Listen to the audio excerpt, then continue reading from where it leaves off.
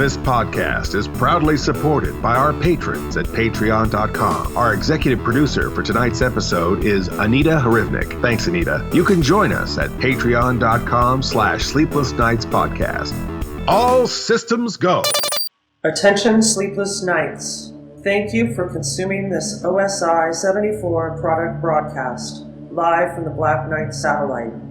For optimum performance and safety, your host, Mr. Lobo, asks that you please listen to these instructions carefully. When in a hospital or other healthcare facility, observe the restrictions on the use of electronic devices. Switch off before boarding an aircraft to prevent interference with communications systems. Do not operate this device in the presence of flammable gases or fumes, chemical plants, or where blasting operations are in progress. Always listen hands-free while driving a vehicle. Failure to observe these instructions may lead to immediate termination. It's time now for the show to begin. Thank you. Have a very pleasant evening. You're not dreaming. You're listening to the Sleepless Knights podcast. I'm your host, Mr. Lobo, and I'm joined by Paul, that pantsless producer, Sanders, who is floating in space in his space pod. Paul, are you out there? Yep. Yeah. Unfortunately, I'm here. Yep.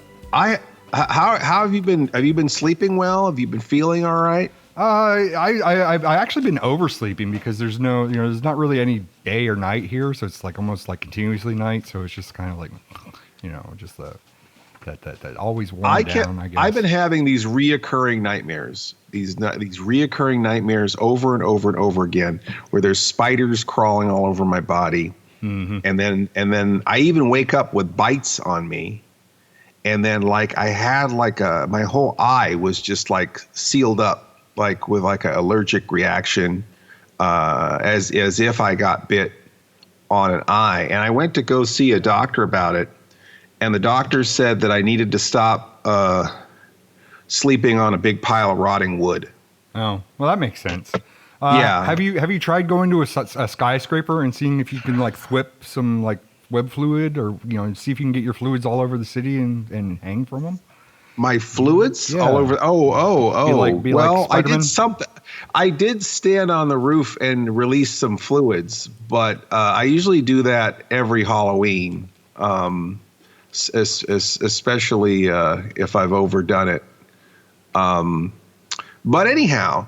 Actually, that whole rotting wood thing, a recurring nightmare about have spiders crawling all over me, and actually I was sleeping on a pile of rotting wood. That was actually a joke that a stand-up comedian friend of mine used to always tell, and I just thought that was like a brilliant thing. Oh yeah, so he wasn't a very good comedian, was he?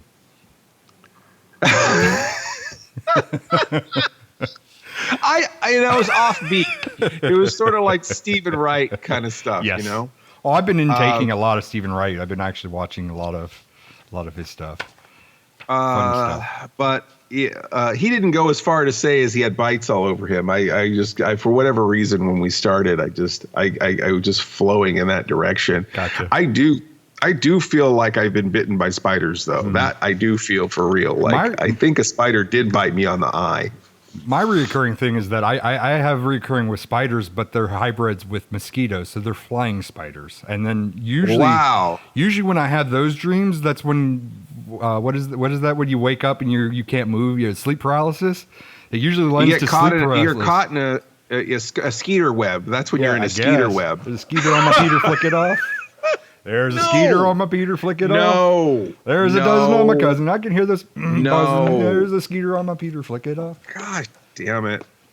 So, as you can tell, we didn't write anything for the show this week. Do we ever? From how this banter is going. Well, sometimes we do. I think whenever the washer is around, I feel like that there's a lot more scripting in our universe. But the washer's nowhere to be found this week. I don't know. For this week's episode, that's got to be kind of a lot of bullshit. We still spent like 2 hours discussing it. So was that really discussing, or was it just us just whining and complaining about just our bitching? It might as well have just rolled. It would probably already sound like an episode. That is like the glue of all podcasts, is just middle-aged men bitching and complaining. Well, I have. I'm still eating my Halloween candy here. Uh-huh. We did a trunk or treat. It's really odd since we're almost in December, but okay. Yeah. Well, I mean, it's been sitting around a long time, and there's a lot of it. It's going to take us months to get through it all. We had a trunk or treat way back a month ago at the end of October, and Mr. Lobo, of course, I guess has no appeal with the local kids because there were no kids that came out. Well, that's because you're yelling at them for like throwing toilet paper up in the tree. Yeah, who made that video? Who made that video? Some jackass. God damn it. Just killing all my PR.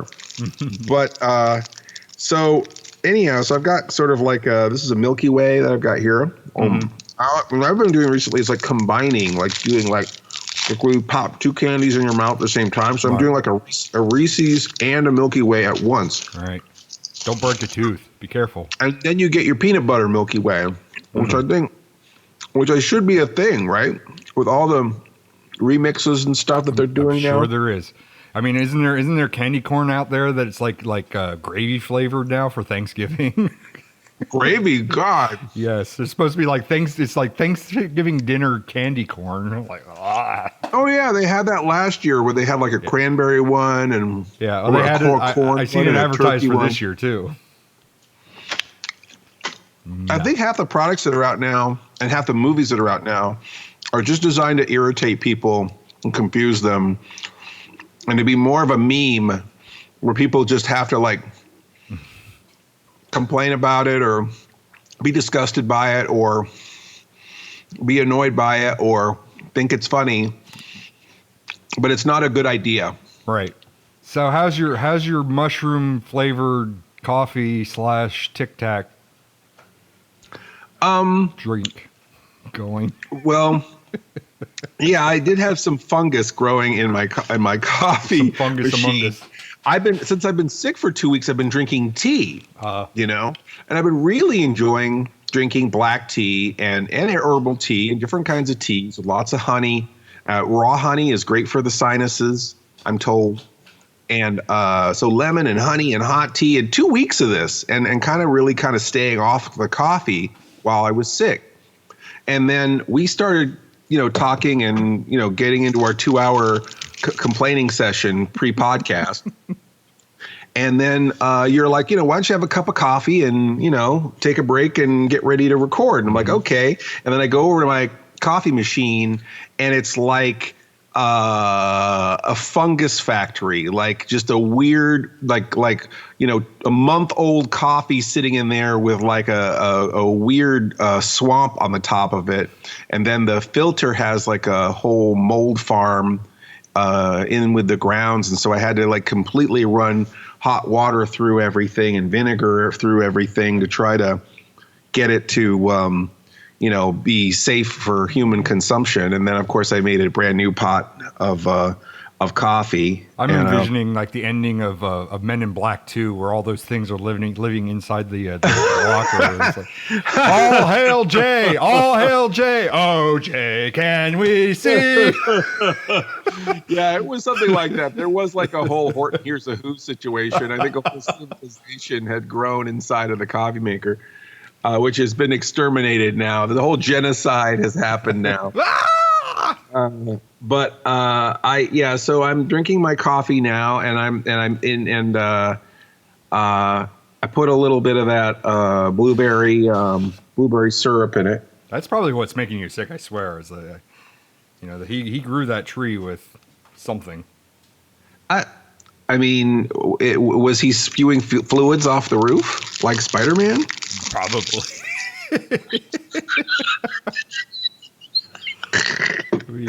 Oh God! I've already shared the story about, like, he said I have diarrhea, and he was like literally like in jars and underneath the porch there. He just had diarrhea. He just has it. He just has it. well, we all are collectors, I guess. That's what we have in common. I prefer him going back to the collecting Boba Fett. As a matter of fact, they just revealed that there's now the 6-inch Boba Fett coming out.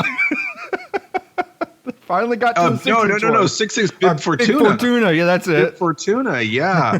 Yeah, Black Series Bib Fortuna. No one asked for that. Did anyone need a Black Series? No one asked for the deluxe Jar Jar Binks, and they still made the deluxe Jar Jar Binks. And it's now every time I go to Ollie's, it's nothing but Jar Jar Binks over there because nobody wanted that damn thing.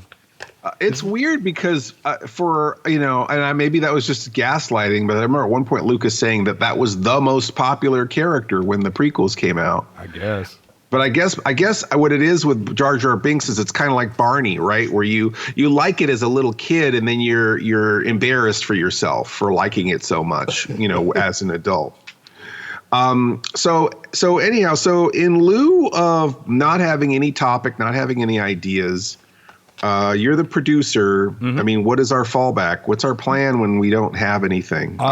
Just lazily go to the internet and just grab comments on our threads. And I guess we could do some shout outs. It's been a while. I think it's our second, third episode of this series way back when we did shout outs to Patreons and whatnot. Yeah. So, maybe we'd be a lot more popular if we were better to our fans and acknowledged them on the air. Did this more timely than me going back a year and grabbing everything from a year forward. Because I think for a lot of shows, the fan reaction is a big part of what they do, right? Right. Yes. But I guess you got to have fans first to have fan reaction. Yes. So that's where it all kind of falls like down. this one. So this is to Prince Everlove on YouTube. Oh boy, Prince Everlove. Let me tell you about Prince Everlove. So Prince Everlove, he's been a fan for since the 2010 maybe ish time period, and I think he fell off where I don't know if he thought that whether the station that I was on in his area was no longer available, or maybe he was buying the Apprehensive Films DVDs and then they stopped making them.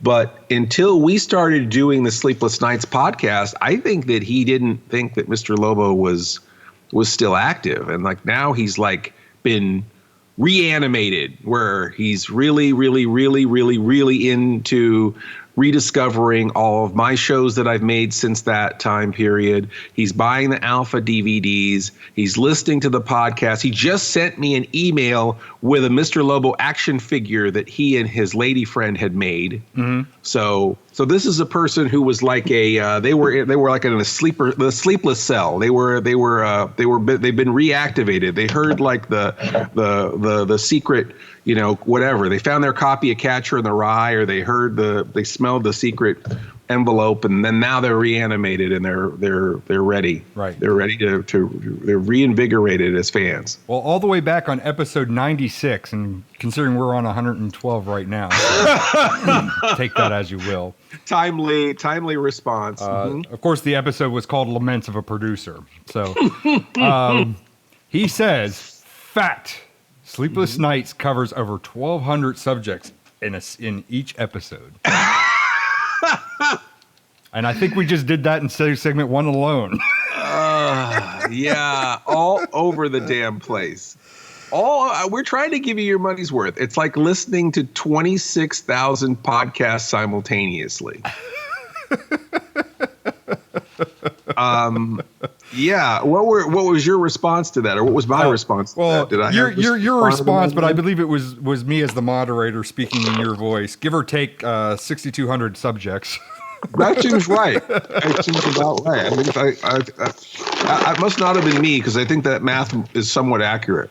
That's 2 on the nose. And his response was yes. Yes. Yes. Well, that's nice. Yeah, it's nice to have people who are, I guess, like I said, multidisciplined fans, where they can kind of enjoy Cinema Insomnia as a show with a movie. They can watch Mr. Lobo Does as a series without a movie.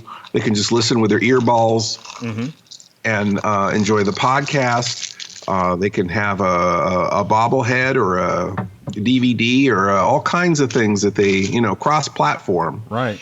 It's funny that you bring this up because Blind Eye says, where can we buy merch? Oh, I'm so glad you asked. Speaking of bobbleheads and DVDs and... Yes, well, we have two kinds of bobbleheads. We have the Spook Show edition, which has glow-in-the-dark eyes, and it comes with a Miss Mittens and a bunch of extra goodies. We have a regular Mr. Lobo bobblehead, which comes with a certificate of authenticity and a button and some other stuff. And you can pre-order the card game, the Mr. Lobo Monster Match card game. Mm-hmm. You can get the glow-in-the-dark shirt. Mr. Lobo does on DVD. Sorry. Oh, yeah. Mr. Lobo does on Blu-ray. Yes. And of course, Mr. Lobo does the award-winning. Award, and that's not a lie. Mm-mm. Two-time award-winning. Two-time award-winning. Mm-hmm. Mr. Lobo does series. So you get 17 episodes? Something like that, give or take. 7... Aren't you the producer? You don't even know how many shows you made. You're lucky I know how many episodes are in the podcast sometimes. All right. So it's a whole entire series, the whole entire web series on Blu-ray. It's the first Mr. Lobo Blu-ray. Mm-hmm. And then you can, if Blu-ray is too fancy for you, we still have it on 2 DVDs, and there's some nice extras.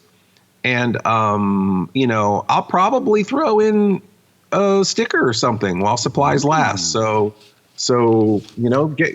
get on to go to the shop, osi74.square.site, look at all those items, and check them out. You can also get the Alpha DVDs there signed by Mr. Lobo. Ooh. You can always get them direct from alphavideo/oldies.com. But if you want a Cinema Insomnia DVD personalized for you, or your Mr. Lobo does DVD or Blu-ray personalized, that's where you go. osi74.square.site. And speaking of just shameless promotion, I think we have some more commercial messages coming up now. Maybe this specific message.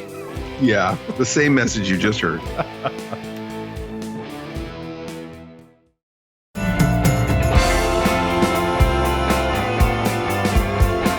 Welcome back to Bestow TV's Live-ish, and in tonight's episode, why can't I see anything? Well, that's because we're in an ad.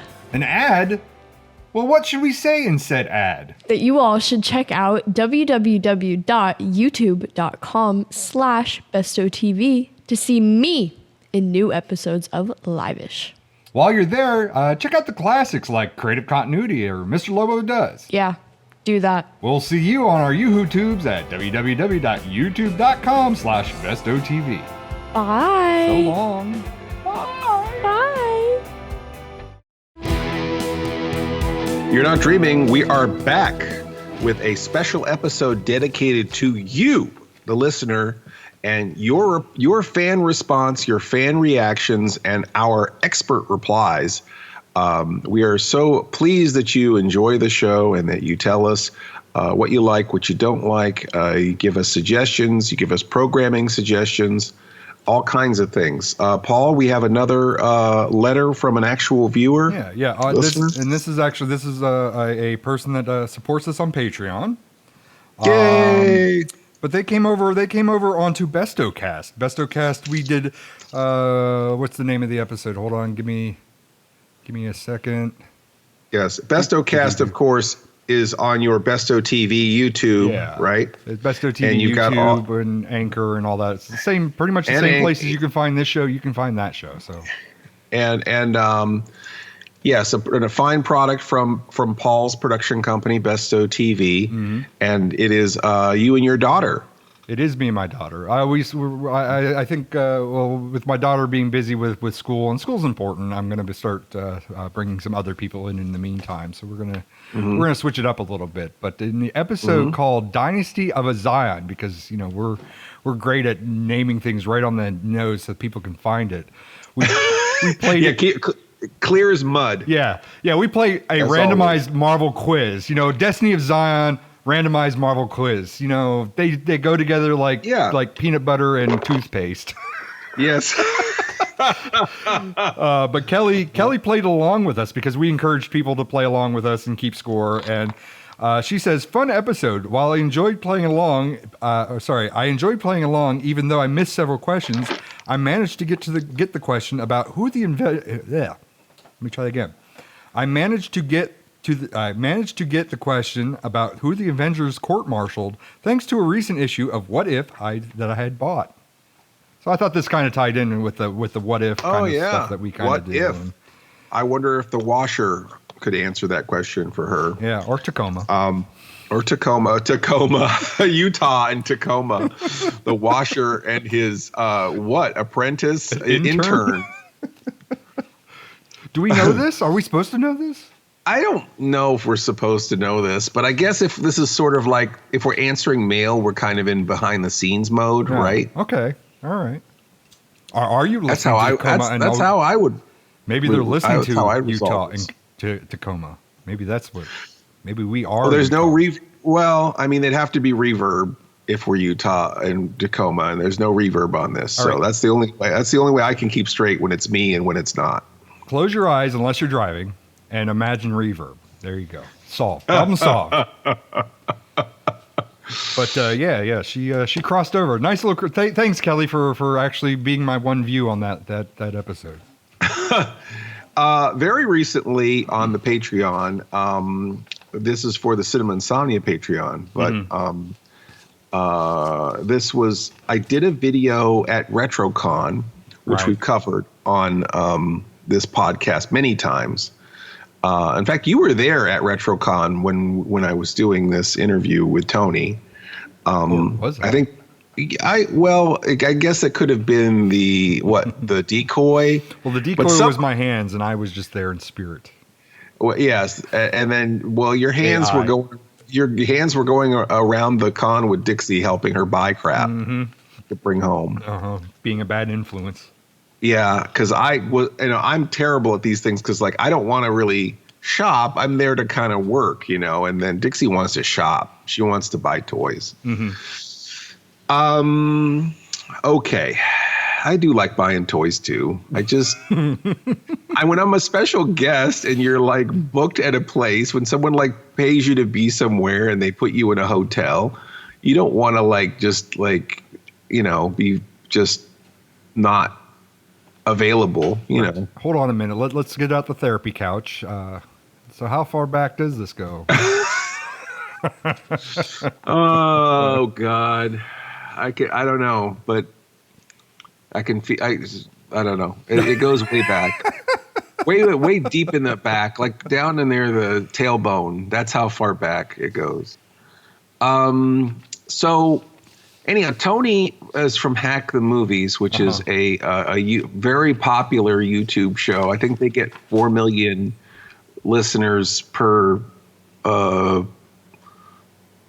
review, and the reviews usually just consist of this movie sucks. But if you could take that and stretch that out for 45 minutes, that's probably, I'll give you a pretty good idea. Okay. But anyhow, so Tony was nice enough to have me on his podcast. Actually, not podcast, but he had me on his bonus material for his patrons, and then he gave it to me to give to my patrons. So we have extra content for my patrons. Are you cheating on me? Is this classified as cheating? Do we have to get a divorce? Well, you're really not going to like this comment from Carolyn Blake. Oh, boy. Get rid of This was such a blast. Please do more with Tony because the two of you together are brilliant and hilarious. Yeah. All right. Well, you make the next season of Mr. Lobo Does with Tony, and I'll go sulk in my fucking. I don't know. I like doing stuff with Tony, but I almost like being his foil better. I like being the landlord and coming on there and kind of peeing in their Kool-Aid. Because, like I said, I'm the they're not bad movies, just misunderstood guy. And Tony is they're all bad movies, and I understand them. So there's a totally different philosophy between Tony and I think, which might be nice occasionally, but I don't know if I could do that on too regular a basis. So tune in next week, kids, with Mr. Lobo and his new fucking host, Tony. Oh boy. See what you did, Carolyn? Damn it, Carolyn. Now mom and dad are fighting. Who's mom and who's dad? I gotta put a pin on that, and we got to come back to this argument because there's a word for this. There's a word for what Carolyn is, and it's in the comment. It's in one of the comments. So we got to remember this, Carolyn. We're going to come back and we're going to read the comment. She goes on to say, I guess now I'll have to see Halloween 3 because I was saying I like Halloween 3. And of course, Tony was saying that it's mediocre. But I would love it more if you could do it on Cinema Insomnia. Maybe we'll have Tony on Cinema Insomnia. That might be interesting. I wonder how the character Mr. Lobo would deal with it'll be interesting, all right. See what you did to Paul, Carolyn? Was this worth it? Was this really worth it? Oh, God. Anyway, it's funny because Tony and I were at a wedding, and he comes up to me and he said, you guys did get married. We didn't marry each other. Oh. Context. He did catch the bouquet, so who knows what will happen next. But we were at Joe Lascola's wedding, who is a fine filmmaker and also more interesting than Paul. Wait, why did I laugh at that? So we were at the wedding, and of course Tony goes out of his way to come up to me and say, after our interview, I went and watched Halloween 3 again. And even though it's not the worst movie I've ever seen, it's just meh. And everyone looked at me waiting for me to say something clever and retort. And I just went, fuck you, Tony. Which I don't talk like that. I don't even talk like that to people. But he brought that out in me, which kind of makes me understand why that whole show goes the way that it does on Hack the Movies. Like all those guys have that kind of Philly attitude, right? I was going to say, or he just brings that out of everybody that's on the show. That's what I'm saying. He's bringing that all out of everyone. But, everyone has a talent, and that might be Tony's talent, is he brings the fuck you out of everybody. So I guess we should probably move on. My apologies to Tony, even though I'm sure that if he listened to our podcast, he would say that it sucks. Anyway, so I don't know why I have to particularly try to save his feelings. So stick with this. Was it Carolyn? Stick with this, Carolyn, because this is a long thread. So there's a couple comments that I have to. So I have to paint a word picture until we get to the final one. But this dates back to episode 101 when we talked about it's not 101. It is my bad. It is episode 97. It was remembering Richard Donner. And we had said this. We had said this on the what ended up being the Lady Hawk episode later on, or not a Lady Hawk episode. But in 97, Andrew Ellis had said, you guys should do the Care Bears audio commentary, which we called him out and did do. So that is comment one. And then I messaged back to him and said, hey, Andrew, tune into episode 101, after his comment. Yeah.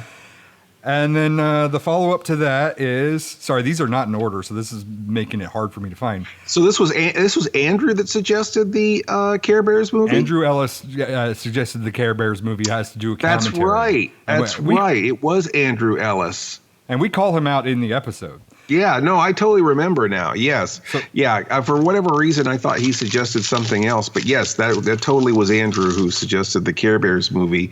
And then, of course, we went ahead and done that. So we do listen to our fans occasionally. Once in a while. Yeah. So I had replied to him and I said, well, make sure to tune into episode 101. You don't want to miss it. And his reply was, I just wet my Care Bears under ruse.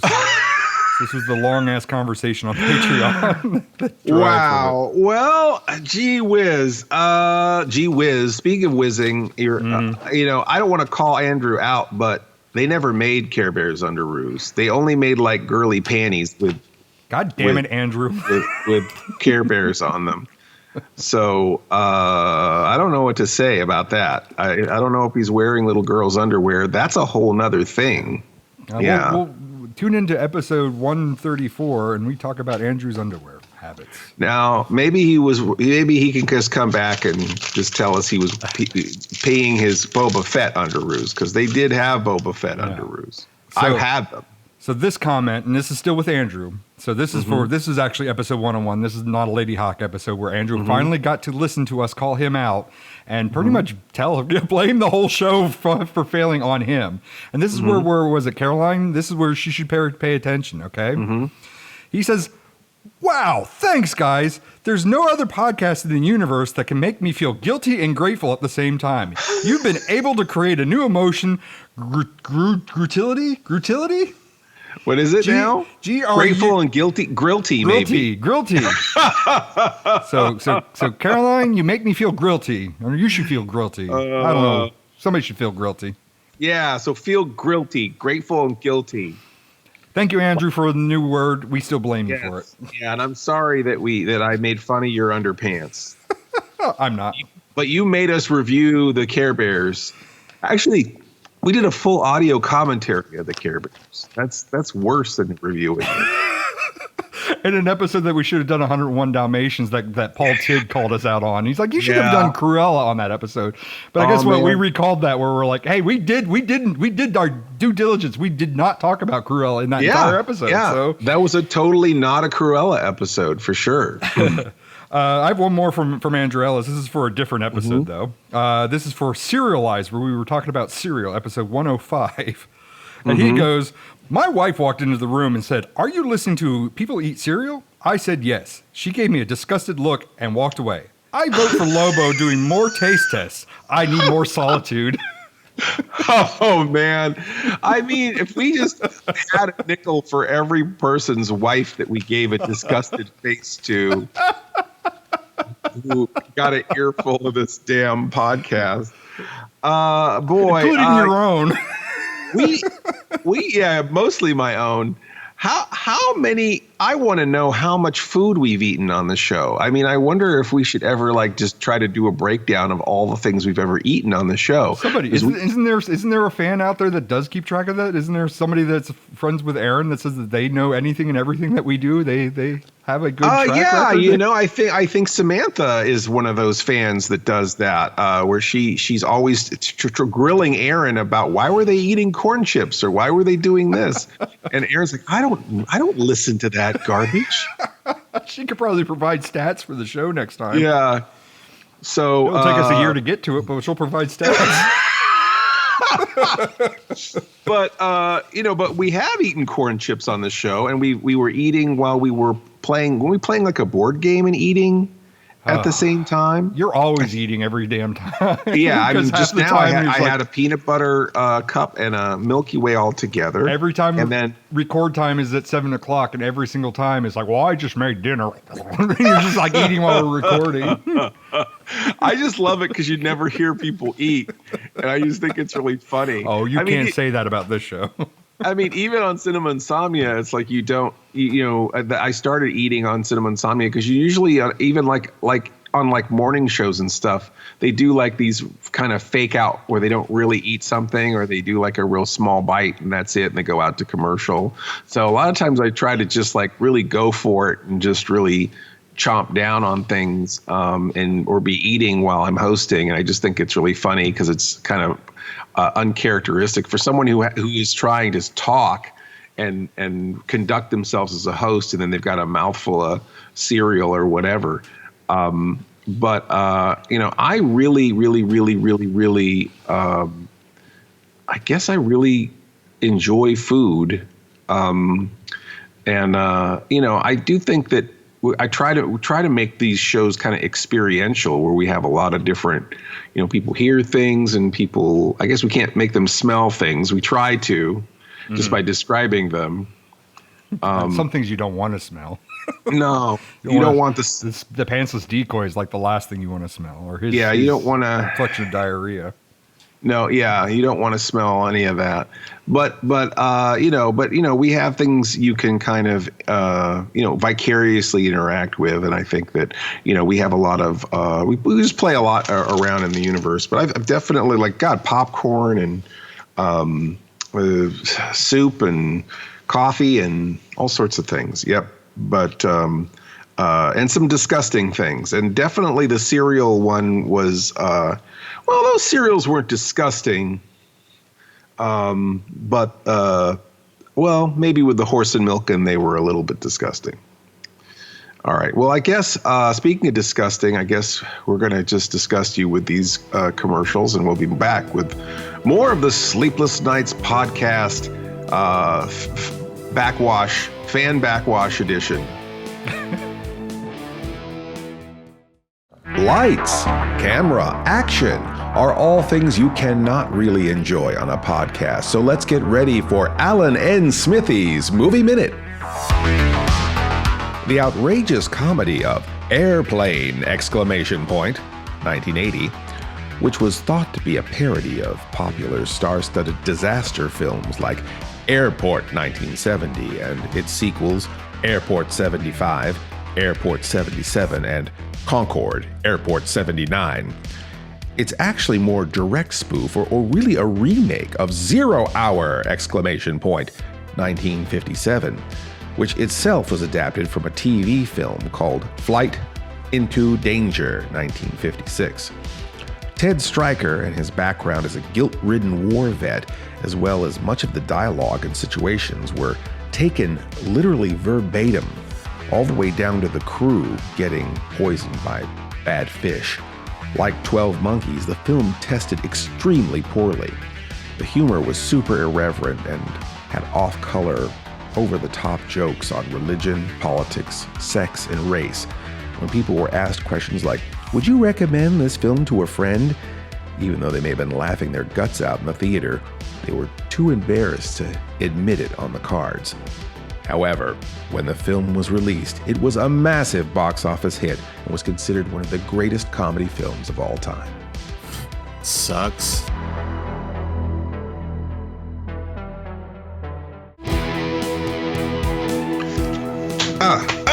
God, there really are spiders in here. I'm going to have to, I don't know. Well, I don't know why you're wearing log boots. That's kind of ridiculous. They're very stylish. Rotting logs make nice boots. Everyone knows this, It's very chic, Right. Like, it's like dead lumberjack chic. Well, why don't you just go take that and cry on Tony's shoulder about it? You don't have to be jealous. I don't want to be a co-host with Tony. Tony doesn't want me to be a co-host. Not when he's got Crystal. Not when he's got people who are ratings gold right there at his fingertips. But like after the nice thing that Dixie said about us at RetroCon, when I was trying to sell a Mr. Lobo Does Blu-ray at RetroCon, and the pitch speech that I'm like, this is what happens when Mr. Lobo and the Pantsless producer make a Blu-ray, and Dixie goes, "Yes, when two podcasters love each other, they make a Blu-ray." When they love each other very much, they have a Blu-ray.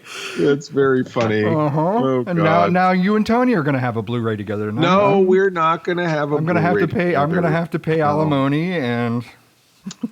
No, maybe abalone, perhaps. Abalone? Yeah. Or maybe abalone. Baloney has a first name. It's Tony. Oh, God. Let's not talk about Tony Baloney here. So here we go. Our fan D. Davis Jr., not Sammy Davis Jr., but D. Davis Jr. says, "I really enjoy these looks behind the curtain at Mr. Lobo's sincere fanboy feelings. And it helps that he's totally right about everything." I feel so justified. Like, who gets that kind of validation where just a total stranger tells you you're right about everything? But it's really interesting, though, Paul. I think about it. Even though we always complain about people criticizing on the internet, the people who listen to this show, they don't disagree with us a whole lot. Not usually. Well, unless you're Chaz M. Hitler. who says, "Who would think a guy named Hitler would be so disagreeable?" Who says, "I always welcome these podcasts, but something is missing here. Maybe the commentary." And he said this on our. And what episode was that? Yeah, that was the what is it, the Attack from Mars? No, the episode that we weren't even on. Yeah, War of the Worlds. War of the Worlds. He wasn't upset with us. He was upset that we weren't there. Even though we did like double episodes, and we were pushing out all these episodes, and then I did that like last minute. I'm like, I'm just gonna put this out there just as an extra thing, and it's just like, nope.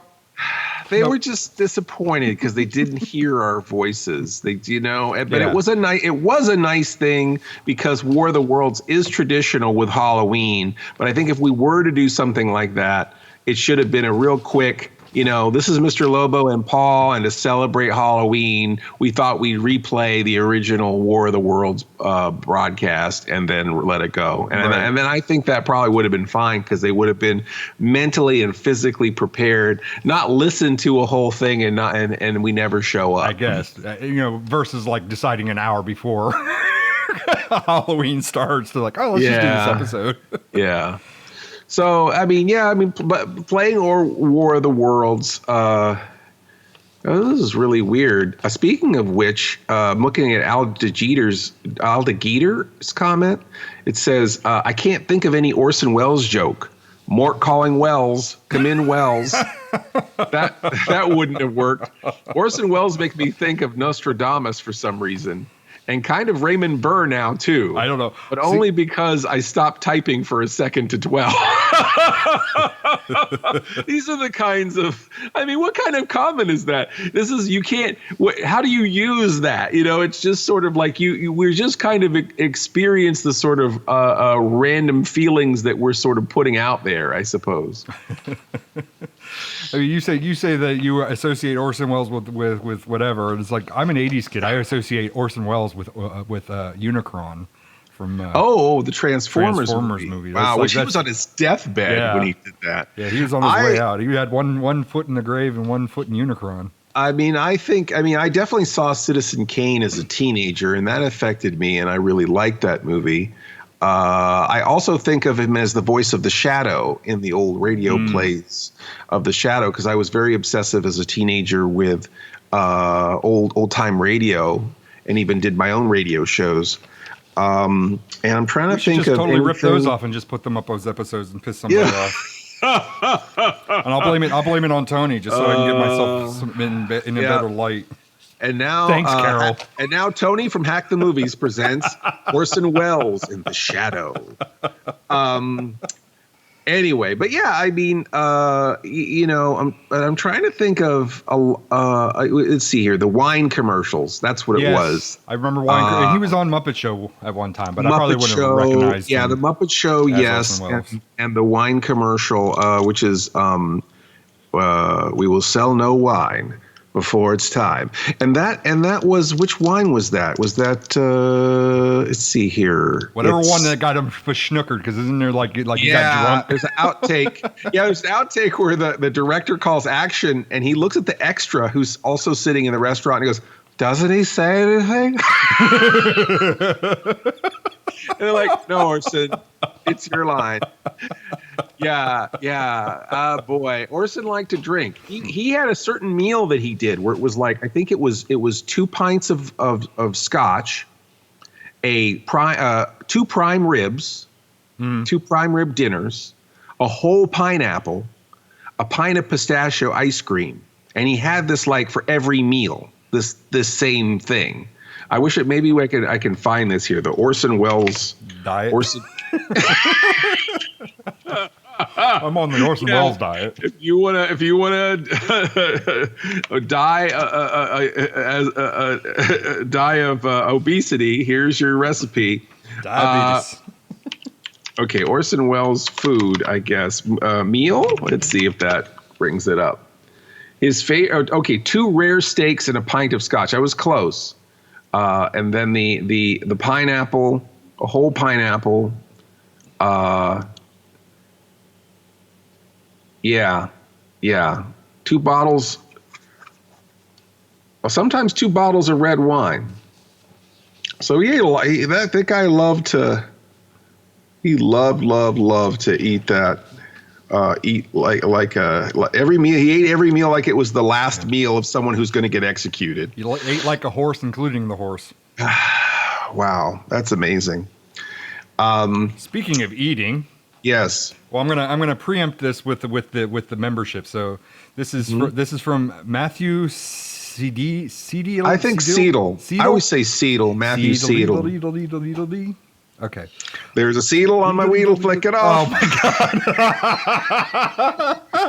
my God. Well, there goes that Patreon. Thanks a lot. Nice having you, Matthew. This was from episode 108. This was the RetroCon 2021 part 1. Yeah. This is also a Patreon comment. He's listening to a podcast from the future. Eat your heart out, Jeff Bezos and Elon Musk. Now even the common man can experience the wonders of the techno hereafter. Because Patreons get theirs a week early, so he got to be in the future. That's right. But that had nothing to do with eating. This one does have something to do with eating. Also from Matthew Seedle. But go ahead. Speaking of the common man, I mean, we've got all these billionaires in space. You are a broke-ass podcaster in space. I feel like that's like sent out by Alan Smithy, who is a billionaire. So what the fuck did I do to piss him off? Or is he? Yeah. I think I don't know. I just think that there should be something that should be said about that. But oh well. The billionaires get all the press, and we get all depressed. We get all depressed, and they get depressed. Yeah, and they get depressed. Anyhow, so what are we on now? We have another fan. Well, this is also from Matthew Seedle. Which was from let's make fun of his name some more. Why not? I mean, we already lost him. We might as well burn our house down. He has to find me. He's not even listening anymore, right? He's already turned it off, right. And he's thrown his computer out the window. So this was on the serialized episode. So see, I'm calling back to the thing. This was actually for segment 5 serialized. Now the serialized episode was the one that's the one we just ate cereal front to back, right? Well, we as in you, yeah. That's right. All you have to eat are the corn chips and all the food manufactured by the corn chip company, which also tastes like corn chips, out in space. He says that I used to love Chex as a kid. I ate it for breakfast, and my mom would make fancy Chex Mix in the oven with Worcestershire sauce long before you could actually buy it in stores. Then again, I think I mostly like scooping out the 4 tablespoons of soapy sugar once the cereal was all gone. The Worcestershire sauce sugar at the bottom of the bowl. I totally remember that weird remnants there from the Chex Mix. And I think I did mention the Worcestershire sauce. You might have mentioned it in segment 5 because that comment was on mix. That was on segment 5, so maybe you talked about it then and not. Yeah, I mean, for whatever reason, and I think it was in every magazine, every newspaper, every woman's magazine at the checkout stand. I think it was on the back of the cereal box, how to make the Chex Mix. And I don't know if it's just popular with swingers or what, but I mean, it felt like in the 70s, no matter what party you went to, someone had made the Chex Mix, the Chex Party Mix, and it had the rice Chex, the corn Chex, the wheat Chex. Is that all the Chex? I don't know. Could I put a Chex mark next to this question? The Bounce Chex, the Chex Quality Republic. Chex, the Chex Republic. All those go together, and then is it Worcestershire sauce? See, now I'm okay. I'm going to be put on a list because now I just looked at Orson Welles' food, and now I'm looking up Chex Mix. Oh, I thought you were going to look up Worcestershire. Or Worcester it's actually pronounced Worcester. Did you know that? I do now. Okay. Original Chex. Did Tony tell you that? Tony showed me a lot of things, Paul. Is that a Tony fact? That's a Tony fact.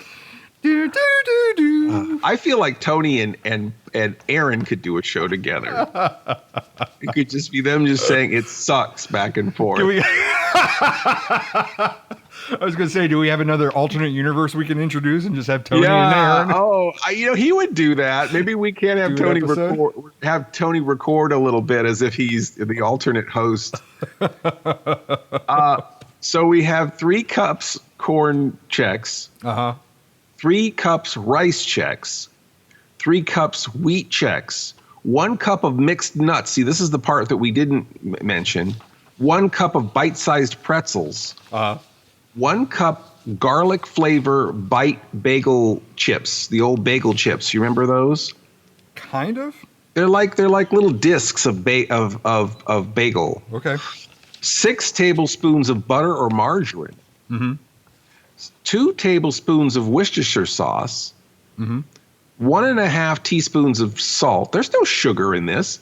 3/4 teaspoons of garlic powder and 1/2 teaspoon of onion powder. So you microwave it. You can microwave all those things in a small bowl with the butter and everything for about 40 seconds, and then you stir it, and then you pour it over the cereal. I guess you do the nuts.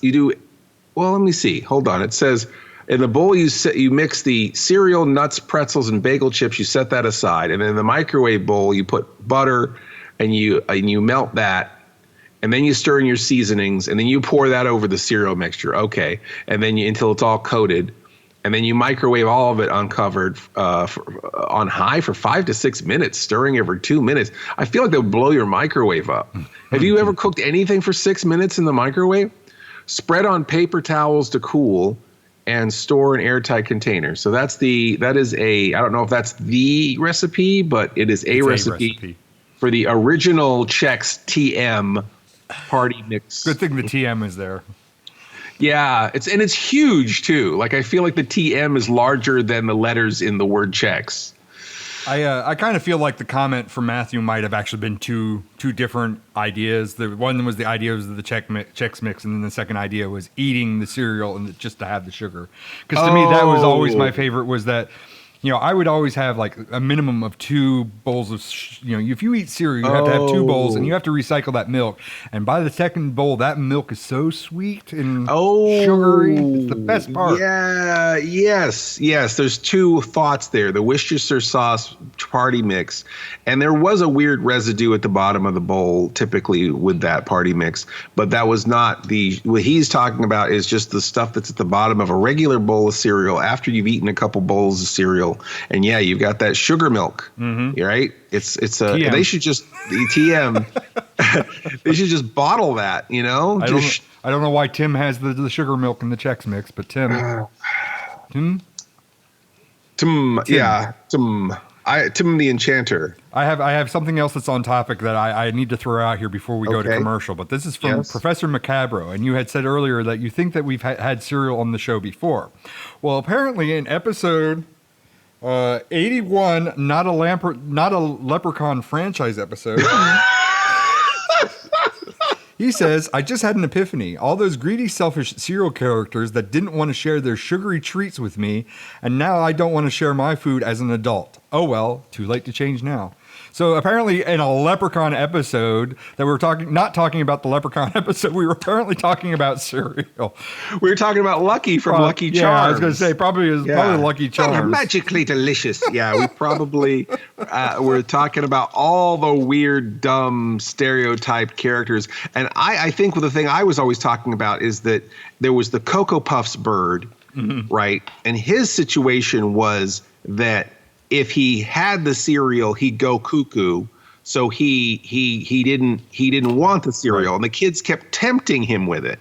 And then when the Trix Rabbit, he was kept disguising himself to get the cereal, and then the kids kept trying to take it from him. And then with the Lucky character, he was trying to keep the cereal, and the kids were trying to take it from him. I just kept thinking if all these cereal characters just switched the kids that they hung out with, they could just all have it their own way. Professor Macabro also said, all right, I'm the first comment on this. Am I a winner? No one who listens to this show is a winner. I said, congrats, you have earned the bragging rights to be the first commenter. Yes, the bragging rights. Yes, for sure. TM.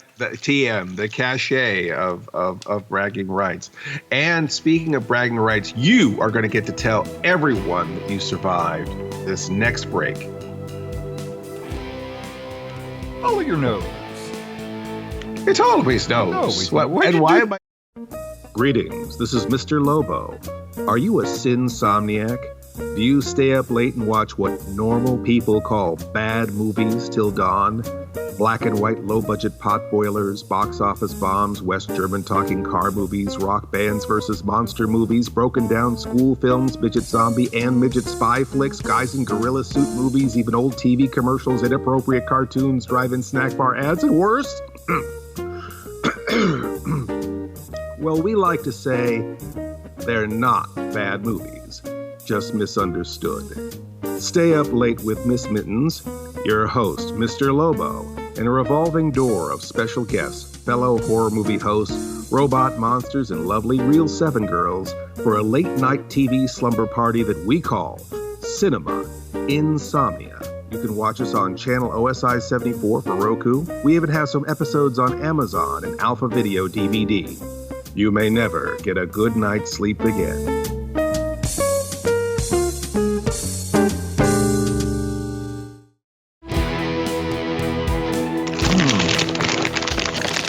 Oh, I can do that too. That's fine. Well, what are you eating over there? Because I'm eating popcorn. Popping on a Giorgio Armani. What else would I be fucking eating? It's just the name gets more convoluted. Just say corn chips. They're just corn chips. Corn shits, all right? Well, you know, I'm actually just checked my inbox. I've got something interesting in my email. So I'm going to try to skip part of this guy's name. All right. But we'll just call him Bill. Hi, my Bill. name's Bill, and I'm a fan of Mr. Lobo. Thank you. OSI 74. Wait, shouldn't you be doing it in the Mr. Bill voice? Like, oh no! Oh no, I'm Mr. Bill. No. And Cinema Insomnia show. I was introduced to Mr. Lobo while working at the Mahoning Drive-In Theater's CritterCon event. And I've been catching up on old and new Cinema Insomnia episodes and your podcast ever since. Mr. Lobo may possibly remember me as the long-haired guy who got him a chair before the Kyoto Brothers Q&A. Can I remember who got me a chair? Oh, yeah, I remember you. Yeah, of course. The long-haired guy got me a chair. Yes, of course. Right. Yes. Right. Yes. If you're not Tony, he doesn't remember. Oh, God. This was before Tony got a haircut. The reason I am contacting you is to inquire about any possible volunteer jobs. Oh, boy, this is generous. Such as production assistant, general laborer, lawn guy. Sounds like I'm going to be out of 2 jobs soon. I'm not going to be podcasting or doing any of that shit. So whatever. Fuck Paul. You want to come over here and clean my gutters? Because Bill does. I already did. All right. Any other various low-level crew opportunities? My God. This is amazing. Assuming you're located in the Philadelphia area. During an episode of Cinema Insomnia, I was shocked to hear that the mailing address for the show was at Glen, Pennsylvania. I grew up and still live about 10 minutes from at Glen, the nearby town of Cochranville. That's close. I figured there was a good chance that we were both in the greater Philadelphia area and possibly be able to volunteer for something sometime, yada, yada, yada, yada. I won't read all these details about him and his daily life. But he has a lot of interest, a lot of good skills, and does his own personal micro-budget film projects. Mm-hmm. Thank you for your time. And if you're all crewed up, please keep me in mind for any future events or shoots, as I would love any opportunity to volunteer for the team. Thanks so much. This is an amazing thing. How about running the teleprompter? That's the first job I'd like to hire out, so I can actually direct a freaking episode. Yes, let's do that. Let's have Bill run the teleprompter so you can. Paul, critique my acting. How was that? I don't know. I'm not even looking at you. I'm looking at the teleprompter. Yeah, we definitely need more crew on set. So maybe we'll try him out. We'll see how it works.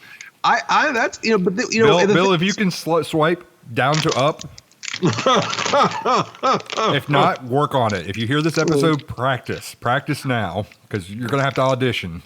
But I think it's amazing when people just want to, like, I have this all the time where people want to lend their talents or do something special for the show because they really are.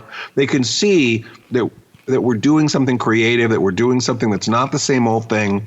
And I think creativity inspires creativity. And when we put this stuff out there, it's wonderful to think that it makes people want to play along and want to participate. So this really warms my heart, Bill. Thank you so much. We'll be reaching out to you.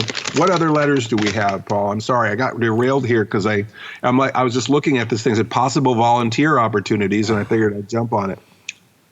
Well, I have a bunch of them that I set aside. I actually brought them up so I could actually read them so that the print's not freaking I don't have to get my jeweler's glass out to read the damn things.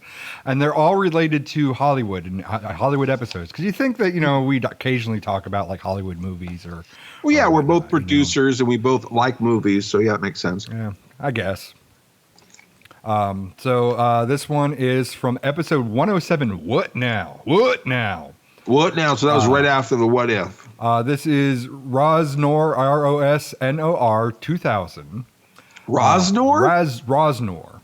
Rasnor. Rasnor. No, there's no Rosnor. It's not an A. How do you spell it? Is that an A? Rosnor. Rosnor. Okay, Rosnor. All right, Rosnor. I mean, let's butcher it. I mean, we already belittled how many of our listeners to this point.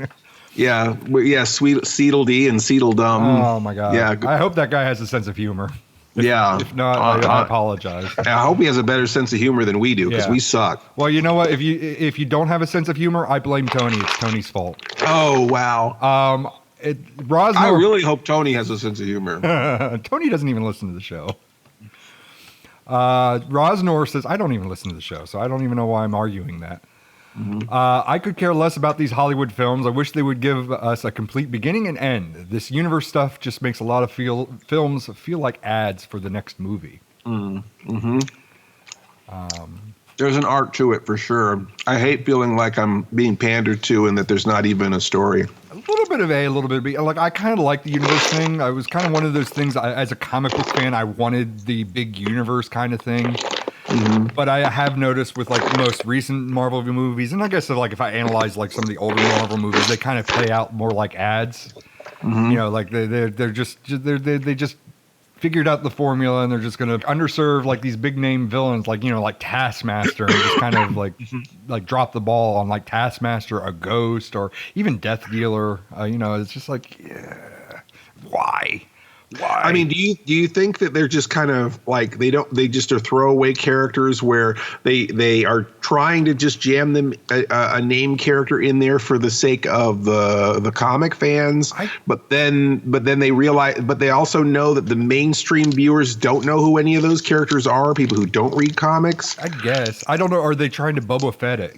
These characters are visually striking. Taskmaster is a visually striking character. Death Dealer looks like a kabuki. That he's got bright colors in him and stuff like that. So we're going to sell those action figures. We're going to get all those pre-sales, and then we're going to really underserve those characters. Even Ghost has a really is really aesthetic looking, and she was kind of underserved in the Ant-Man films. Yeah. Yeah, I mean, I think a lot. It might be the thing where the toy people are we need more costumed characters in this storyline, but it is a shame that they don't give them interesting things to do. They just seem sort of shoehorned in, or perhaps it's the other thing where they're seeding some movie that they don't know they want to make yet. Right. What was the thing you were talking about? The Dark Avengers, where they were trying to put a bunch of characters together. There's the possibility that these characters might show up in a Dark Avengers, a Thunderbolts, which is Marvel's version of Suicide Squad. So it would make sense for them to do their version to capitalize on Suicide Squad. Or Dark Avengers or Secret Avengers was the other team up that these guys could actually probably appear in. Yeah, it's difficult because, they could still be in another movie if they had just to sort of name drop them doesn't really do a whole lot unless they're more unless you could do something good with them, I guess. I don't know. But it is interesting. I think a lot of times they're trying to be 3 chess moves ahead, and half the time it's they're not 100% committed as to what they want to do. Right. But anyway, I wish I had hundreds of millions of dollars to make those kind of mistakes, but All right, so what's the other letter as far as the Hollywood stuff? Maybe Tony has $100,000 to make those kind of mistakes. Why don't you? He wouldn't have to hack the movies if he had that. I see what you did there. By the Gods. 56. By the Gods is the name of the episode? No, By the Gods is the name of the commenter. By the Gods is the name of the comments. What's the name of the episode? But it's By the Gods 56. So there are. By the Gods 56. I thought this was a comment for our 56th episode. No. There's 55 By the Gods before this person. The episode is actually the Eternia Toys That Unmade Us, featuring Penny Dreadful. It was episode 77. We're really reaching back now. I miss Penny. We should reach out to her again. We should. Now that the new He-Man stuff is out, you totally should. We should capitalize on that. And then misname the episode so nobody could fucking find it. Yeah, fantastic. It's a plan. He says, or she says, rather. Don't mean to assume your gender, but I think you guys have nailed exactly what the problem is in nearly all Hollywood movies today.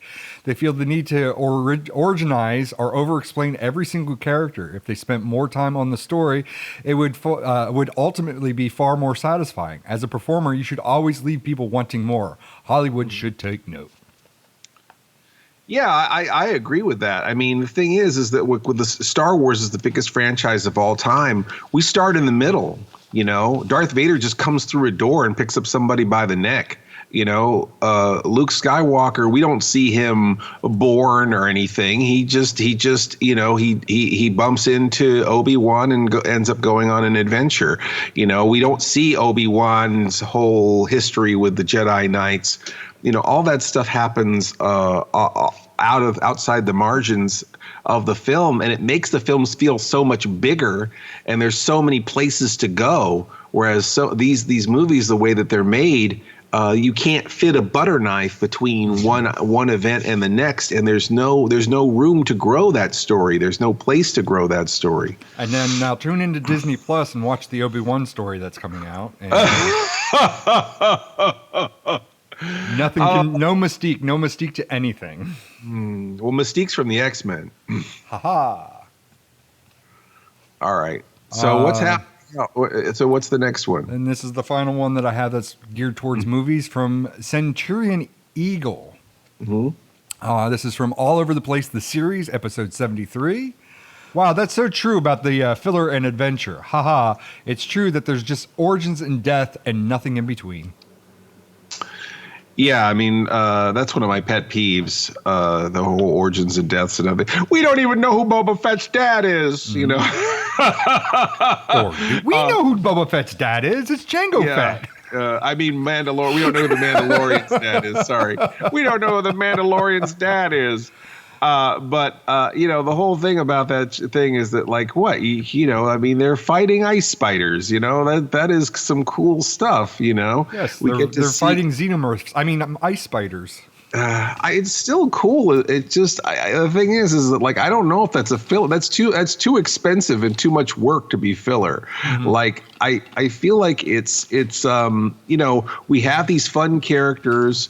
And to put them in a tough situation, a tough challenge, and to see them overcome that challenge, I mean, that's the whole purpose of having a champion. That's the whole purpose of having a superhero or a Flash Gordon. You want to see them overcome the Hawkmen and the Icemen and the Tree Men and the Lava Men and all the other men. And I don't know why, like, people are so bored with that. Like, why that's like they're like going, this doesn't fill out the canon of this, or I don't know how this connects with all these other movies. It's like, that's a different, you should be that part of the movie. You should be engaging a different part of your brain, and then let the story, enjoy the story that's there. And even if it's not the, it's still a story. It reminds me of you remember the Liquid Television where they had the Aeon.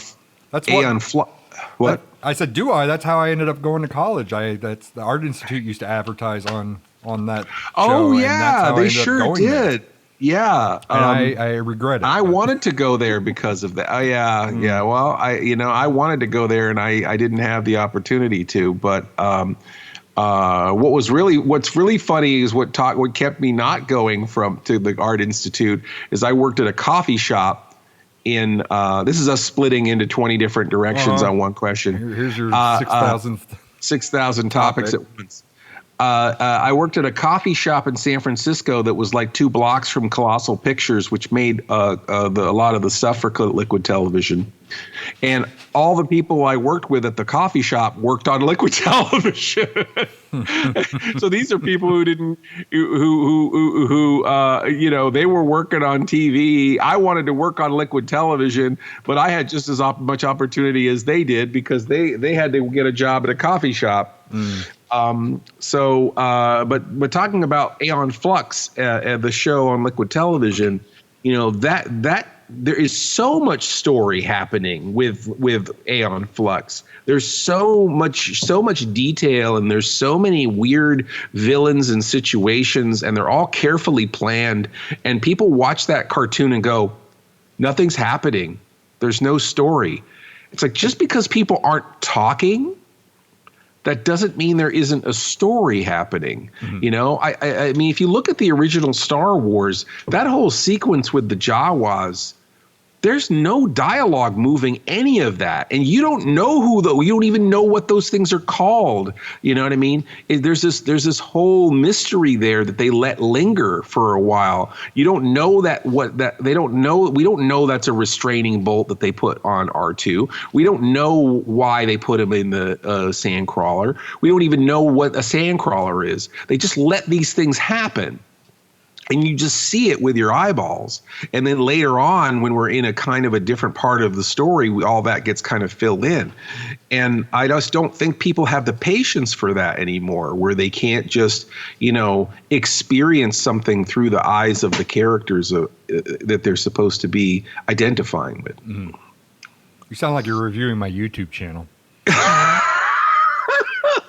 I just feel like I kind of noticed that, like, we're looking at the results where somebody will watch it and like mass majority will just skip to the end to see what it's about. They won't even get to that adventure. You got to enjoy the moment. The journey is what it's all about. Attention, people of Earth! Attention, people of Earth! The following message was transmitted to Earth via Cosmic Spool. Our award-winning web series, Mr. Lobo Does, is here on Blu-ray and other forms of physical media. Today is your last chance to accept our offer. Fly over to osi74.square.site or through this direct redirect link, www.bestow.tv/MLDS1. That's www.bestow.tv/MLDS1. There you can place your order and secure your copy of the Mr. Lobo Does Blu-ray or 2-volume DVD set. Earthlings, you have less than 24 hours to comply. And just to show we are serious, we will now destroy another neighboring planet that did not meet our demands. Release the death ray!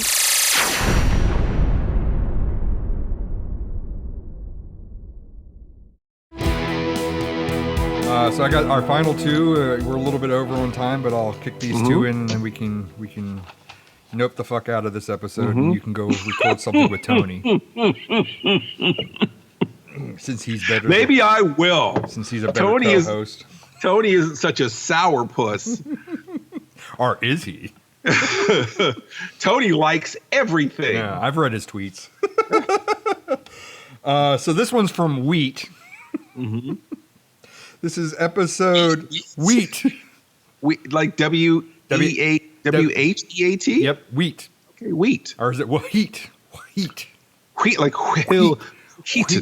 Wheaton. This is from episode 80, Getting Irish Jiggy with It. God, we have awesome names for this show. Are they awesome? This is why no one finds the shows. No one's looking for Irish Jiggy with it. Why don't you ask Tony to write the damn titles if you're so upset about this? Wheat says, I found your DVDs in an antique mall. That's it. That was it? He found my DVDs at an antique mall? At an antique mall. I wonder if he was at your booth. Probably. if he found them at an antique mall, he might have just been at our booth at Cackleberry Antique Mall. Although there is a display on the counter as well. We do have a few retail outlets that carry the Alpha Video DVDs, and it's nice to see them out in the wild. And it's funny that, I guess that could have alerted me too. Like, what antique mall? They're not authorized to sell my DVDs. Yeah, okay. I mean, I imagine with a library like. All good. I'd imagine with a library like yours, I'm sure that they're in antique malls and thrift stores and anything. I mean, I've actually kind of considered like donating DVDs or Blu-rays to thrift stores, just so people find them. Yeah, just to see what it comes up. They do end up in the secondhand stores and those kind of like record stores where people trade. So that they can get better stuff. I think a lot of my stuff ends up in those kind of record stores.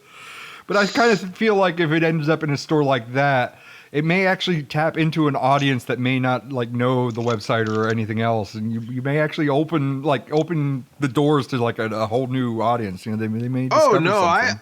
I'm all for it. Yeah, someone actually bought a copy of one of my DVDs, the Plan 9 Hardware Wars edition of Cinema Insomnia, and they spent $80. They got it on eBay for $80. In the back of my mind, I'm thinking, I wish I got that $80. Some second. This gets sold secondhand by someone for $80. It was sealed though. It was sealed, and I'm thinking to myself, should I just start making them and just have your own eBay account?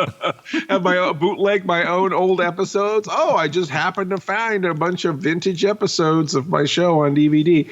No, but it is interesting to me. But I think that's fine because that fandom. That raises my real estate as a performer, as a whatever. If someone sells my autograph or sells a DVD for big money, that helps me. I don't want to cut those guys off at the kneecaps, It makes what what I'm doing seem like a bigger deal. So I think it on the one hand, it makes me think I wish we could put that DVD out because I think there's a lot of people who don't have $80 who'd want to see that episode. Right. So maybe that's a certain thing where maybe I might want to bootleg my episodes and just sell them for $10, right. And that might drive that kind of, not to necessarily drive that down, but just to make it available for people who just want to see the episode or just want a copy of the episode. Aaron and I actually discussed that kind of thing, and we were going to pitch it to you about like possibly doing air quote legitimate bootlegs of things that we're technically not allowed to sell. So like, say if we can't sell an episode, say the Clean House episode, that we would just make a bootleg that's only available at any convention that we're at. You can buy the bootleg at the convention at a low price, and you know, we want eyes on the episode. It's not so much as making a profit. It's just getting it out there for people who may not be able to go to the OSI on Roku or the website or anything else. No, I think that's a good idea. I mean, we could just start having copies, and I guess there's really no reason until Alpha gives a green light to a particular episode.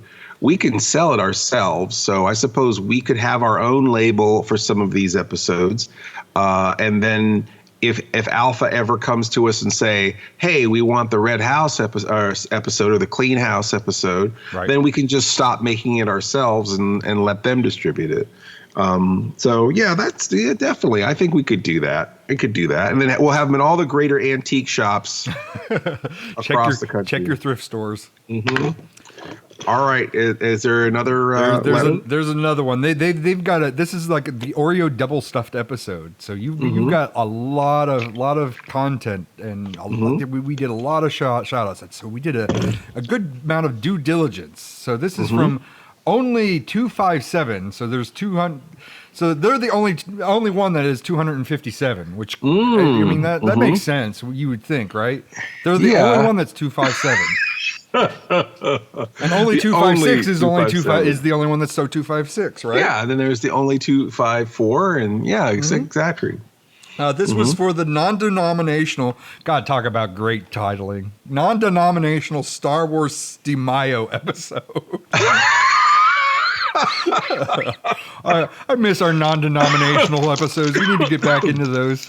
Can we have a checklist for all these episodes at the end? But only 257 says, sweet, I love Star Wars.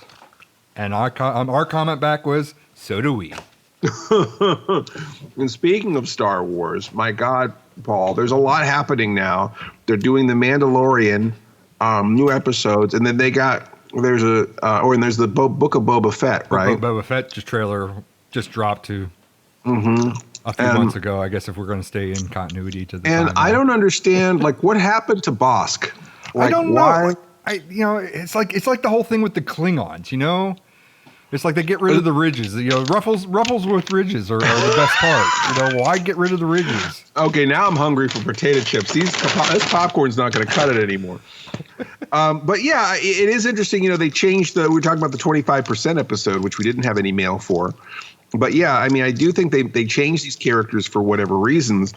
And I think that what's odd about it is that, you know, it's like I wish that at least in Star Trek, like when they went from the weird greasy-faced Klingons of the original series that look like, I guess, like space Spaniards, right, to the ones with the weird ridges on their heads from the Star Trek The Motion Picture, and then they kind of evolved that a little more into Worf,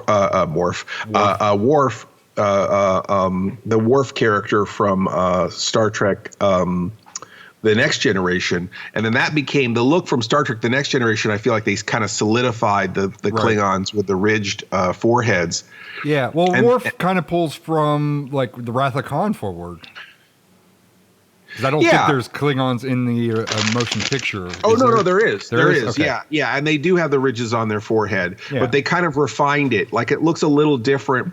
The ones in the 80s look a little bit more refined than the ones in Star Trek: The Motion Picture, but they definitely had the cranial ridges in the in Star Trek: The 1979 Star Trek: The Motion Picture has those kind of Klingons, which was pseudo controversial at the time. And then they went to and then on Star Trek: Deep Space Nine, they're like, okay. How come Klingons used to look like this and then now they look like this? And then Worf just says, we don't talk about it. I think just acknowledging it kind of makes it okay. Right.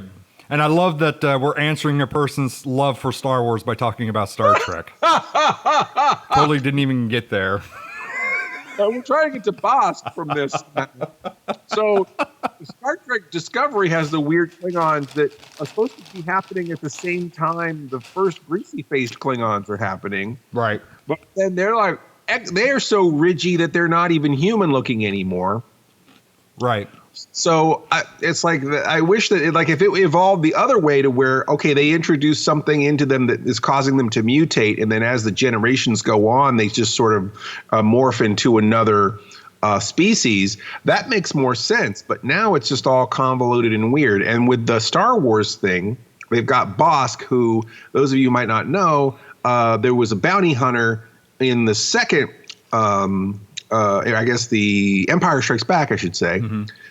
The Empire Strikes Back, there's a scene with a bunch of bounty hunters, and there's this one kind of reptilian guy who's wearing a Doctor Who astronaut suit. Not a joke.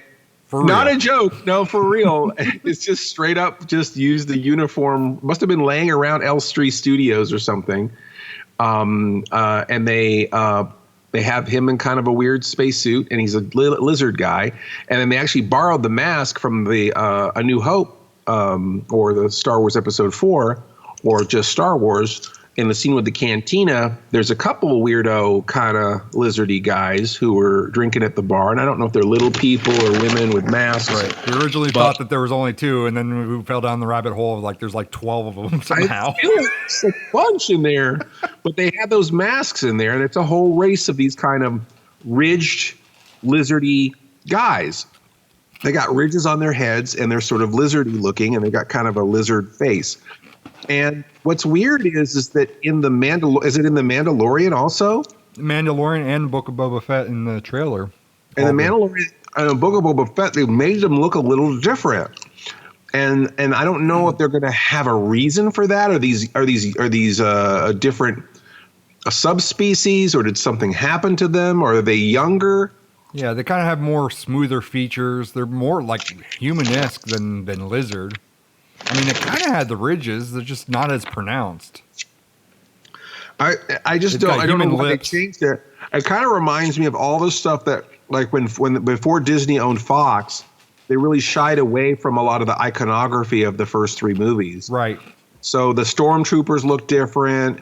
You know, they didn't have. They avoided all of the races, right? Didn't they avoid all of the alien races in the sequel trilogy? They're all like brand new races, majority of them. Yeah, they don't have Jawas. They don't have. So it seemed like in the sequel trilogy, they just kind of tried to. The desert planet is Jakku. But it's just like Tatooine, but it's Jakku. Right.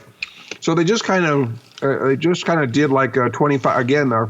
I wish we had a letter from the 25% episode, because I think that would have sold this a lot better. But the whole idea of, like, you know, they don't want to pay somebody, so they just change it by 25%.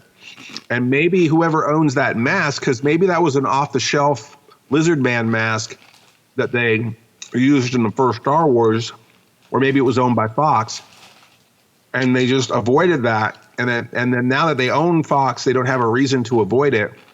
But now they've already established that these guys look different. And that's my guess. I don't know if that's the real thing that's happening, but I'm assuming that the show's already ended and we're just like, this is all under the credits or something, us talking about Star Wars again forever. Yeah, this ended a long time ago. I might have to put this in segment 5 because we're like 30 minutes in. But at least we got plenty of popcorn and chips to get us through the rest of our Star Wars conversation. You have been listening to the Sleepless Nights podcast, or should we say pODDcast? pODDcast. Emphasis on the odd. Our theme is by Mars Homeworld at Deadhouse Music. Our opening announcement is by Ophelia Necro. She does a radio show called Suicide Watch. And you could reach Mr. Lobo at cinemainsomnia.com, or find me on YouTube, YouTube/Mr. Lobo. MISTERLOBO. Mr. Lobo on Facebook, Facebook/MR.LOBO, or on Twitter, at Mr. Lobo, MISTERLOBO.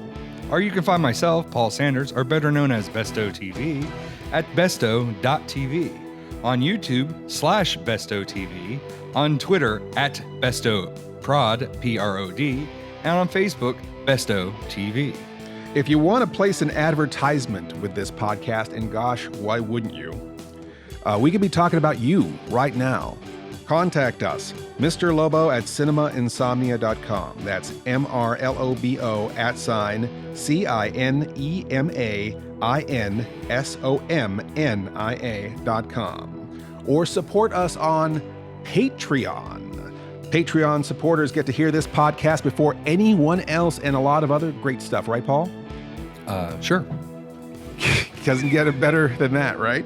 So come join the fun at patreon.com/Sleepless Nights Podcast. That's patreon.com/Sleepless Nights Podcast. Please stay up with us next week for another Sleepless Nights podcast. Or should we say, pODDcast. pODDcast. The best thing about being an insomniac is never having to say goodnight.